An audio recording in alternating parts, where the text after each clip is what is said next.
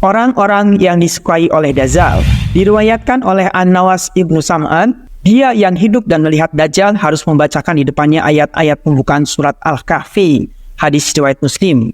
Diriwayatkan oleh Abu Umamah Al-Bahili, barang siapa memasuki nerakanya Dajjal, mintalah pertolongan Allah dan bacakan ayat pembukaan surat Al-Kahfi. Dan hal ini akan mendinginkan dan mendamaikannya, seperti api menjadi dingin terhadap Ibrahim. Hadis riwayat Ibnu Katsir. Satu alasan mengapa Rasulullah SAW menganjurkan orang-orang beriman membaca surat Al-Kahfi saat Dajjal mencoba membujuk rayu adalah karena surat ini berisi isyarat penting mengenai hari akhir. Seperti berbagai hal yang dibutuhkan untuk bertahan dan memerangi Dajjal dan gerakan-gerakan anti-agama yang menimbulkan berbagai kejahatan atas kemanusiaan yang ingin disebarkan oleh Dajjal ke seluruh dunia. Surat Al-Kahfi ini juga berisi berbagai pelajaran bagi kaum muslimin. Anjuran Rasulullah SAW untuk menghafalkan dan membaca surat ini dengan penuh perhatian adalah suatu isyarat kuat tentang hal tersebut.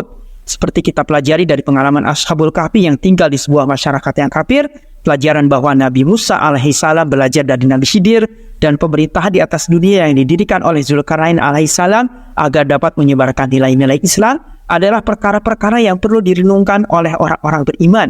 Lalu orang seperti apa yang sangat disukai oleh Dajjal? Dan tanpa disadari ia sudah ditandai oleh Dajjal di hatinya. 1. Orang yang apabila kumandang azan terdengar ia mengacuhkannya. 2. Orang yang apabila dinasihati atau diberitahukan mengenai rencana-rencana Dajjal di dunia sebelum ia datang, ia tidak peduli. Dajjal tidak langsung tiba-tiba datang. Atas izin Allah Subhanahu wa taala, Dajjal mempersiapkan semuanya dengan bantuan para pengikutnya agar semakin banyak manusia yang akan menjadi pengikutnya. Dan jika seseorang sudah tahu mengenai rencana Dajjal ini, Dajjal sudah melihatnya dan menandai hatinya. Ini sesuai dengan doa Dajjal kepada Allah Subhanahu wa taala yang kelak akan dikabulkan. Ya Rob, berikanlah aku kemampuan untuk menurunkan hujan, menghidupkan orang yang sudah mati, menyembuhkan penyakit yang ada di dunia, menyuburkan tanaman dan memperlihatkan surga dan neraka kepada manusia kelak.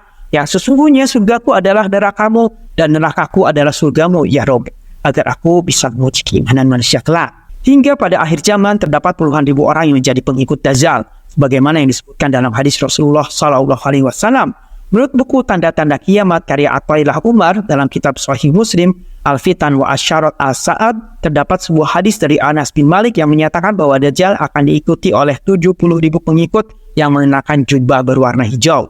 Telah menceritakan kepada kami Mansur bin Abu Muzahim, telah menceritakan kepada kami Yahya bin Hamzah dari Al-Auza'i, dari Ishaq bin Abdullah dari pamannya Anas bin Malik, Rasulullah SAW bersabda, Dajjal diikuti Yahudi Asbahan sebanyak 70.000, mereka mengenakan jubah hijau. Hadis riwayat Imam Muslim.